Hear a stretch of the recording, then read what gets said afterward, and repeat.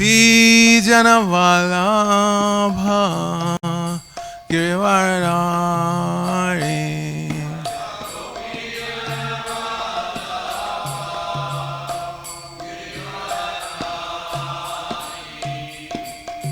Yashodanandana Brajajanaranjana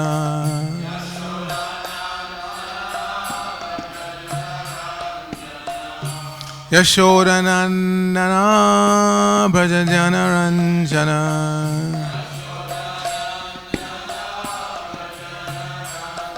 Jamuna Tira Vanachari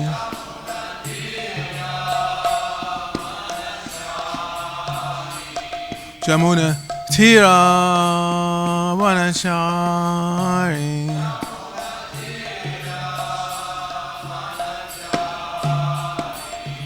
Jaya Radha Madhava Kunjabihari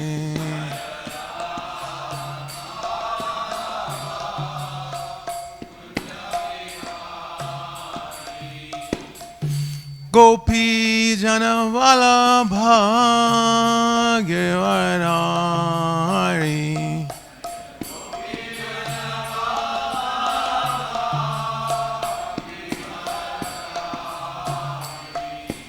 Gopi Janavalabha Girivaradari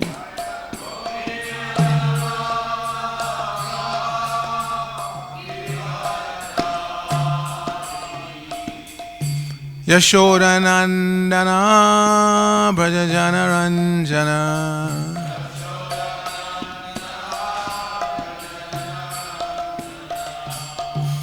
Yashodanandana Brajajanaranjana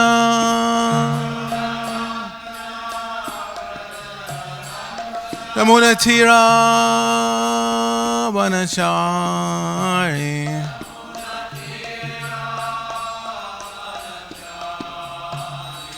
Jamuna Tira Vanachari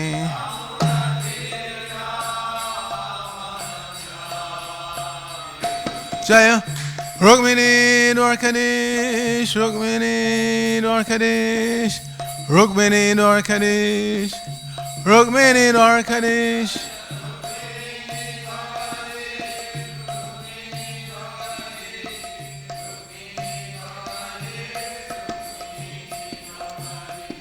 Jaya Jagannath, Jaya Jagannath, Jaya Baladeva, Jaya Subhadra.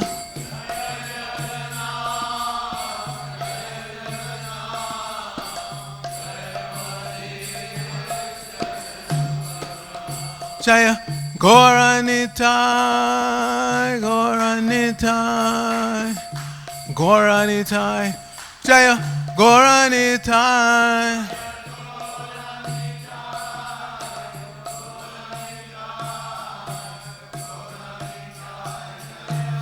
Jaya Jaya Prabhupada, Prabhupada, Prabhupada, Jaya Prabhupada.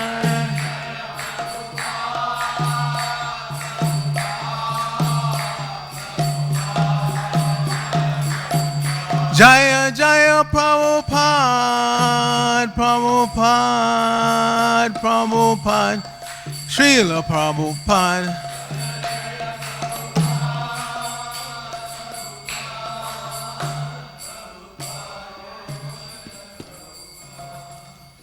Gaur Premanandi, Hari Hari Bol, all glories to the assembly devotees, all glories to the assembly devotees, all glories to Sri Sri Guru, and Gauranga glories to the Prabhupada.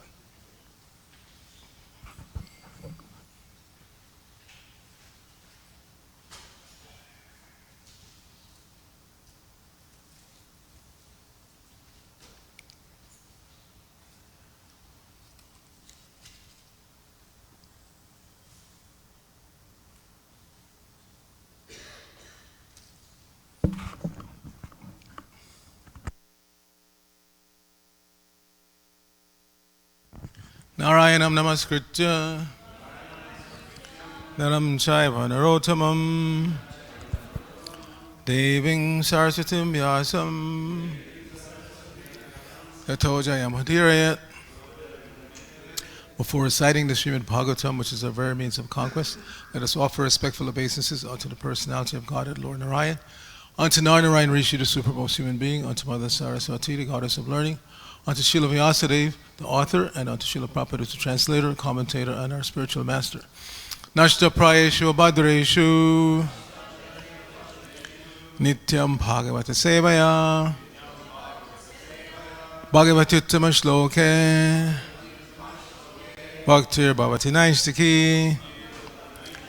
By regularly attending the Srimad Bhagavatam class and by rendering service unto the pure devotee, all that is troublesome to the heart is almost completely destroyed, and loving devotional service unto the personality of God, and whose worship with transcendental songs becomes established, is an irrevocable fact. Om Namo Bhagavate Vasudevaya. Om Namo Bhagavate Vasudevaya. Om Namo Bhagavate Vasudevaya. So we're continuing our reading of the third canto of the Srimad Bhagavatam. We're in chapter 11, calculation of time from the atom. And today we'll do 39 and 40. 39 has no purport, so I'll read the verse and translation, then we'll do 40 responsibly. Kaloyang paraman vadir dviparardhanta ishparaha nayaveshitong papur bhumna ishparo dhamamaninam. Srila Prabhupada's translation. Eternal time is certainly the controller of different dimensions, from that of the atom up to the superdivisions of the duration of Brahma's life, but nevertheless it is controlled by the Supreme. Time can control only those who are body conscious, even up to the Satyaloka or the other higher planets of the universe. And then 40 we'll do responsibly. Vikarai Sahito Yuktair Visheshadibhir Avritaha Andakosha Bahir Ayam Panchashat. Sorry, that should be Panchashat Koti Vistritaha Vikarak Sahito Yuktair Visheshadibhir Avritaha Andakosho Bahir Ayam Panchashat Koti Vistritaha Vikarai Sahito Yuktair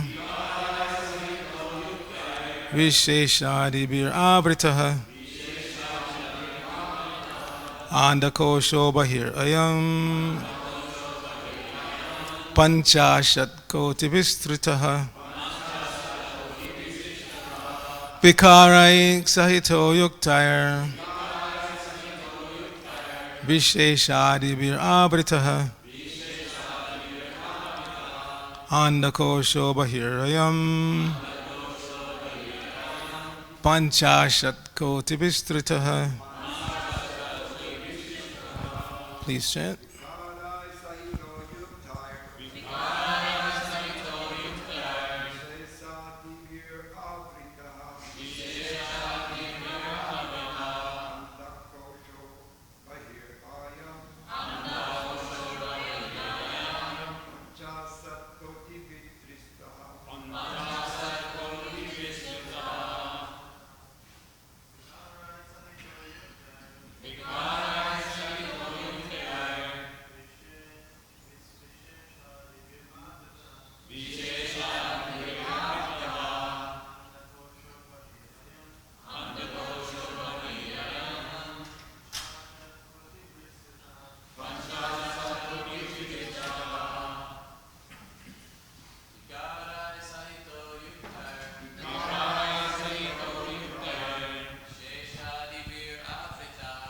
Sheshadivir Avritaha Andakosho Bahirayam Panchashat Koti Vistritaha. Vaishnavis. Vikarai Sahito Yuktair Visheshadivir Avritaha Andakosho Bahirayam Panchashat Koti Vistritaha Vikarai Sahito Yuktair Visheshadivir Avritaha Andakosho Bahirayam Panchashat Koti Visritaha.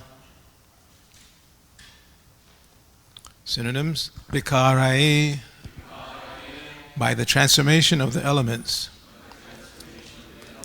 Sahitaha, along with. Yuktai, being so amalgamated. Vishesha, manifestations. Adibihi, by them. Avritaha, covered. Andakoshaha, the universe. Baihi, outside. Ayam, this. Panchashat, 50.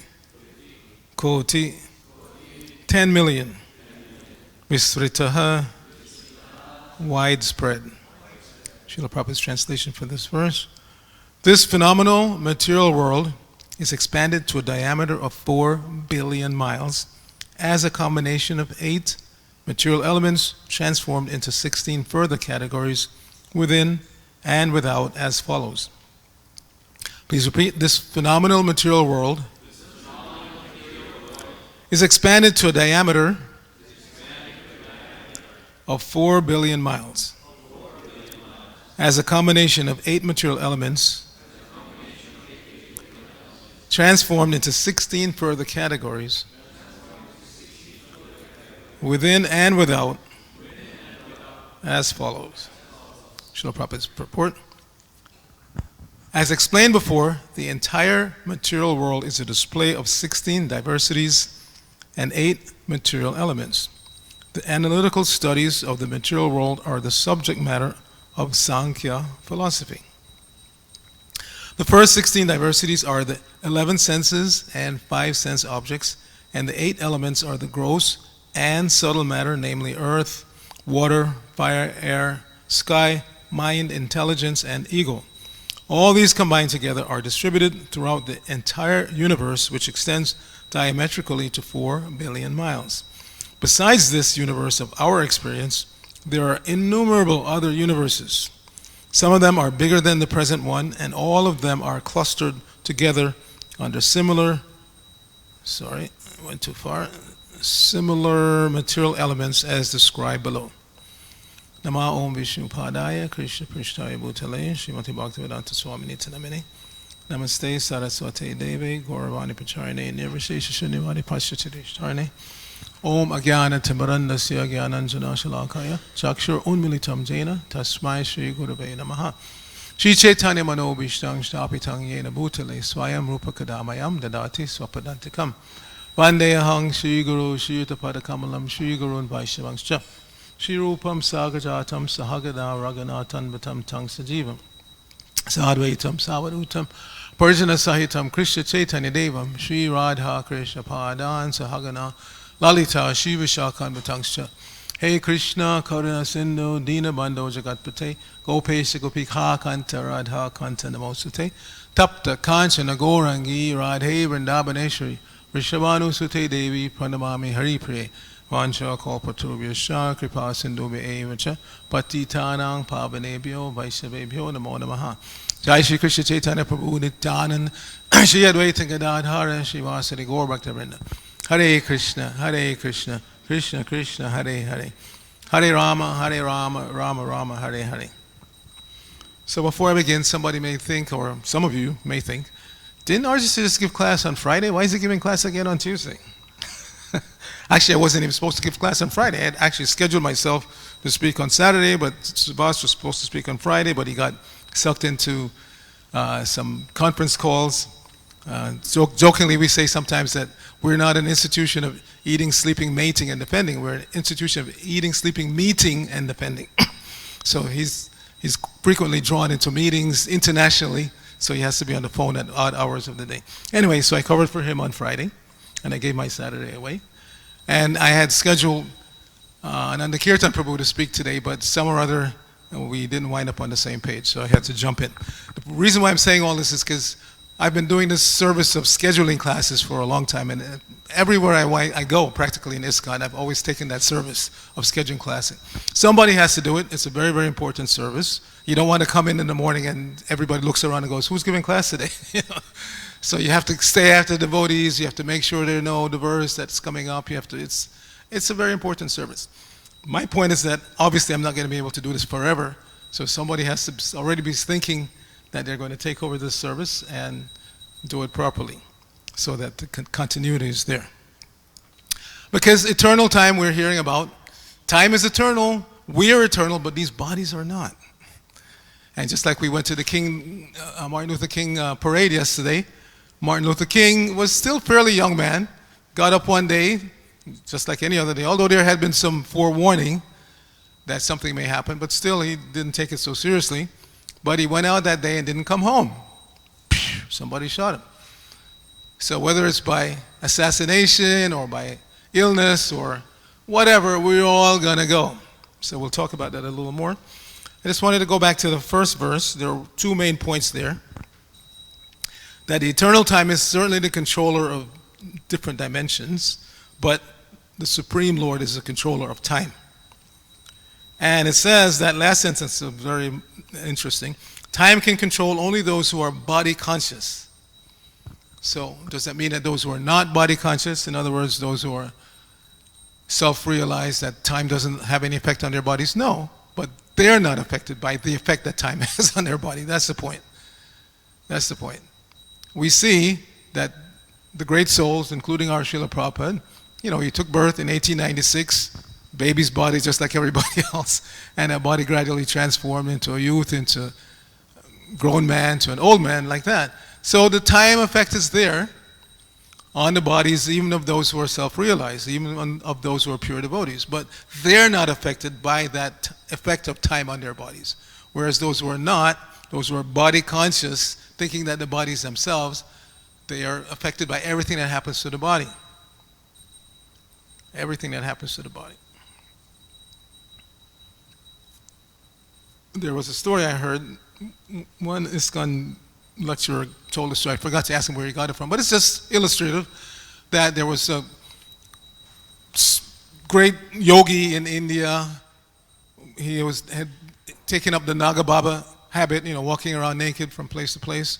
So he wandered through the palace of one Muslim king and actually went into his harem where he had his wives. And the guy was, how is this? He got so mad, he took up his sword and he cut the arm off of this yogi. And the yogi just kept walking. So he realized, oh my God, I've made such a mistake. I've offended her. So he said, please forgive me. So the yogi just picked up the arm and reattached it and just kept walking. So yeah, you can get to the point of being so body unconscious that you're not at all externally affected by anything. Now, the pure devotees may not necessarily exhibit such a degree of body unconsciousness. Like Prabhupada said at the Kumbh Mela, he went with the devotees, they had made no arrangements because it was cold. It's early in the year, like that, it was cold. And Prabhupada said, yeah, I'm an old man, you have to make arrangements for heat and, for proper cooking and stuff like that. So not that Prabhupada, obviously was dependent on that, but he wanted to make the point that you have to take care of your spiritual master as if the spiritual master needs these things. Not that we think, oh, well, he's a pure devotee, he can go a whole day without eating, no big deal. No, not like that. It's an opportunity to serve the spiritual master personally. It's an opportunity to be trained how to serve Krishna. As Prabhupada said many times, Krishna doesn't need your chapati and your puri and your sabji, but it's an opportunity to render service to please the Lord. And by pleasing the Lord's devotee in a similar way, you please the Lord himself. So there are some points today that require clarification because they seem to contradict similar points we've learned elsewhere. So the first thing is the phenomenal material world is expanded to a diameter of 4 billion miles. So in the verse, how do we get to 4 billion miles? It's not mentioned directly in the verse. What the verse says is Panchashat, which means 50, and Koti, which means 10 million. So if you multiply 50 by 10 million, what do you get? 500 million. So how does it jump to 4 billion? Because those 500 million are not miles. They're not miles. It doesn't say in the verse 500 million miles. 500 million yojanas. Somebody's awake here. So yojana is generally accepted to be 8 miles. So if you multiply 500 million by 8, you get 4 billion. So that's where the 4 billion comes from. Now, that definitely does not agree with modern outlook. It's a little bit controversial. In some measurements, interstellar measurements, the Vedic presentation seems to agree with the modern measurement, like the distance to the moon, to the sun, calculated almost about exactly the same. But here we're talking about the diameter of the entire universe as being 4 billion. They would not agree with that. By their calculation, it's way, way, way, way, way beyond that. But how did they measure things in the first place? Just like in my last class, I mentioned the James Webb Space Telescope, which is commonly referred to by the acronym JWST. So using the JWST, they claim they're seeing galaxies just after the Big Bang. They came into existence just after the Big Bang. How do they measure these things? How do they measure? It's all about light shift. The light that they're measuring in different spectra and the shift from one color to another gives them some indication of how far away things are. Should we naturally accept that as being a fact or not? So Prabhupada and the Vedic literature, as Prabhupada said in a previous purport here, said that sometimes there's discussion about some of these points, but we simply accept what's in the scripture. Bas, that's it. In other words, we don't have to try to get to the point where we can individually explain to some scientific group why it's 4 billion and not what they think. It doesn't matter. Ultimately, it doesn't matter. We accept what it says in the scripture, and if we can prove or not prove to them, that's okay. Because we're taking Vedic Praman, Shruti Praman, as our topmost evidence, not JWST or what some guy says. And like I said also, it's not that one scientist says something and they all agree immediately. No, you have to go through peer review. But what is that peer review? Persons who are trained exactly the way you were, and they went to the same universities, and because a gang of them say, yes, we accept what you've discovered, that doesn't make it factual. An example I've used many times, and some of you may not believe it, but I looked it up and it's a fact. When I was in school, as a boy, they taught us that there can be no life at the bottom, deepest parts of the ocean. The pressure's too great, there's no light, temperatures, like that. It's not possible.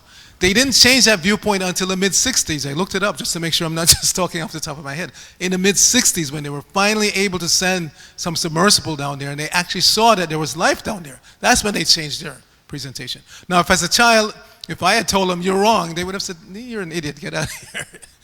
You see? If I had heard from the Vedic literatures, and I actually started reading the Vedic literatures when I was a child, because I was very curious. Started reading different scriptures from all over the world and whatnot. So if I had gone to school and told my science teacher, no, you're wrong, according to the Vedas, there's life everywhere, they would have kicked me out. But they themselves changed their presentation in the mid-60s. They said, lo and behold, there's actually life at the bottom of the ocean. There's actually life down there. So the point I'm making is that we have all been mistrained by this modern so-called scientific presentation. So when we come across certain things in the Vedic literatures, we may, or like when Prabhupada told the devotees, I don't think they went to the moon, it's all a hoax. Some devotees were so bent out of shape by that, because again, everybody was jumping up and down, hey, look, America landed on the moon. But lo and behold, just yesterday I saw an article where they're saying, if we actually went to the moon, why can't we go again? Why haven't we gone again? So people, even the average person, is questioning whether it's true or not. So we don't have to go through all that. We just have to accept what's mentioned in the Vedas. If you can explain it to somebody, if you're so scientifically advanced like our Arcita Prabhu, fine. If you're not, don't worry about it. Just accept it and go on. Because it's not the ultimate point. The ultimate point of the Bhagavatam is not that our particular universe is 4 billion miles in diameter. The ultimate point is from the previous verse. You're under the control of time, and Krishna controls time. That's what you should accept. Nobody can, that's incontrovertible. You can't change that. So the other thing that requires a little explanation in this purport, Prabhupada is talking about Sankhya, and he says the first 16 diversities are the 11 senses and 5 sense objects. Now normally when you hear 11 senses, you accept 5 knowledge acquiring senses, 5 working senses, and above them the mind. It's considered to be the 11th sense. But he then further says that the 8 elements are the gross and subtle matter, namely earth, water, fire, sky, mind, intelligence, and ego. So he mentions mind again. So mind has been already counted in the 11, and now it's being counted again, so it doesn't seem to match. So in the Bhagavad Gita, in the 13th chapter, verses 6 and 7, give a little clearer explanation of that. So we're just going to read. Actually, I can use. So Krishna says to Arjuna, the 5 great elements, false ego, intelligence, the unmanifested, the 10 senses and the mind, the 5 sense objects, desire, hatred, happiness, distress, the aggregate, the life symptoms and convictions, all these are considered in summary to be the field of activities and its interactions. So then Prabhupada explains, first there are earth, water, fire, air, and ether. Those are the 5 Mahabhuta, or sometimes called Panchbhuta. Then there are false ego, intelligence, and the unmanifested stage of the 3 modes of nature. Then there are 5 senses for acquiring knowledge, the eyes, ears, nose, tongue, and skin. Then 5 working senses, voice, legs, hands, anus, and genitals. Then above the senses there is the mind, which is within, and which can be called the sense within. Therefore, including the mind, there are 11 senses altogether. So the mind is usually included as the 11th sense. Then there are the 5 objects of the senses, smell, taste, form, touch, and sound. Now the aggregate of these 24 elements is called the field of activity. So in this particular presentation, mind is counted separately from the other subtle entities of, namely intelligence and ego. So again, we go by this explanation from the Bhagavad Gita. Why it's presented differently in today's purport? There are many reasons why it could be. Again, we know that Prabhupada spoke his purports and they were recorded. Back then it was reel-to-reel tape, and that reel-to-reel tape was sent to somebody who put it in a different tape player, put on a headset, listened to it, and transcribed. But quite a few mistakes were made. Some of them are caught. Later on, I would say after we had that marathon, things ran a lot smoother. After we had that 17 volumes in 2 months marathon, because everything was by then very compartmentalized and was running, humming like a machine. So you'll find that after the 3rd canto of the Srimad Bhagavatam, there are very few such mistakes. But in the first 3 cantos, quite a few. And not just in the Srimad Bhagavatam, even in transcribing Prabhupada's morning walks, the classic one I like to use, Prabhupada was walking with some devotees, and some devotees were getting too close to Prabhupada. Very close. So Prabhupada said, don't come near. But if you listen to the transcription, if you read a transcription from that morning walk, whoever transcribed it said, don't come here.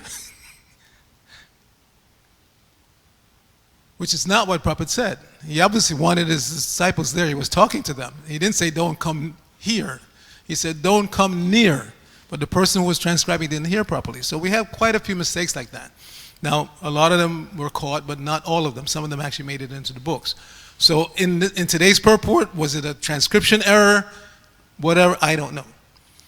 Now, there's another controversy. Some devotees say, even though it may be an error of transcription, don't change it. And there's the other camp that says, Prabhupada said, I want my books polished to the highest standard. So if we find mistakes like that, we should change it. I'm not going to get into that, but I'm just saying there are those two camps are there. Don't change. Then there's a third camp that says, yes, make the change, but make an annotation so that people will read it later on. But then you have a book full of annotations all over the place. So one solution, obviously, is always keep the original books as they are with mistakes and all. So that's kind of what the BBT is doing. Like, for instance, you can find, we publish and sell the Macmillan Gita with all its mistakes. There's another camp, though, that takes that Macmillan Gita and makes a few changes and still sells it as the unchanged Gita, which is cheating. What do they change? One of the transcriptions, that mistake was when Prabhupada said Pitri, they said planet of the trees instead of Pitri. So the original Macmillan Gita has planet of the trees, but somebody took that and changed that and a few other things that they thought should be changed. Who knows how many, I don't know. And they still sell it as the unchanged Gita. That's not nice. That's not correct. If you're going to sell the unchanged Gita, it has to be the Macmillan Gita with all its errors. Cattle ranching instead of cow protection. That was in the Macmillan Gita as one of the qualities of the Vaishya. There's also a conversation. Give him a mic. Give him the other mic.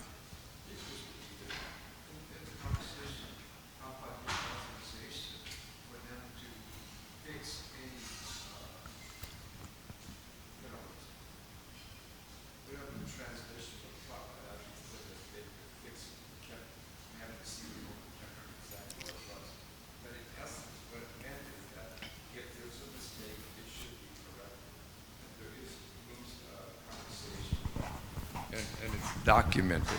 So Prabhupada gave authorization to have corrections made in the book. We can show that to people. Yes. Yeah, that's why I said I didn't want to get into it because you can argue back and forth till the cows come home. But the point is, though, the point I was making is that there is this discrepancy today between the purport that we've read and the one that Prabhupada has in the Bhagavad Gita and elsewhere, not just that one verse.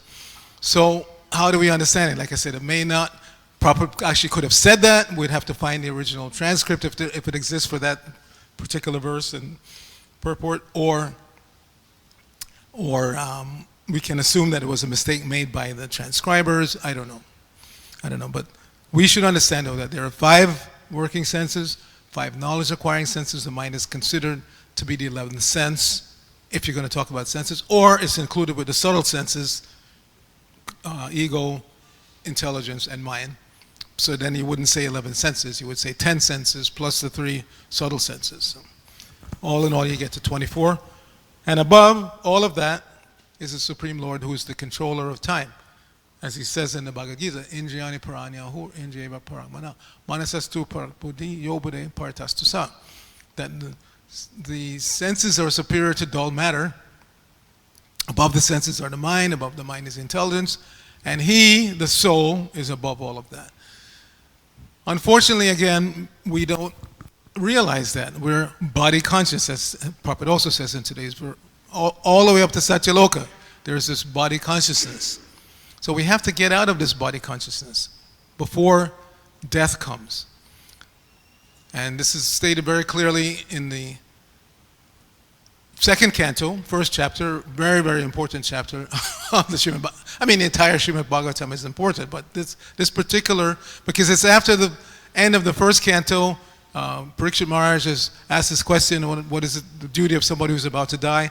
So in that 1st chapter of the 2nd canto, Shukadeva Goswami starts to answer those questions. And that 1st chapter is called The First Steps in God Realization. It's very, very important.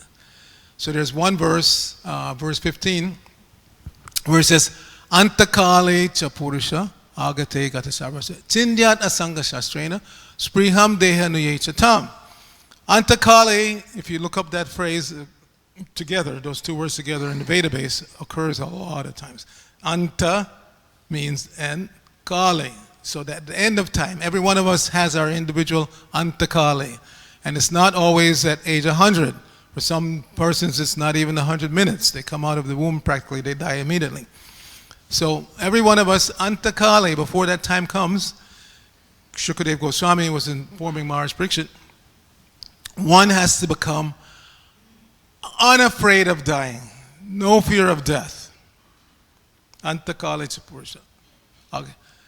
Chinyad Asanga Shastra. You have to cut off all attachments to the body and everything related to the body, meaning all family, friends, society, all of this stuff. You got to cut off all of that. And all desires thereof. Because since we think we are these bodies, we constantly generate desires based on the body.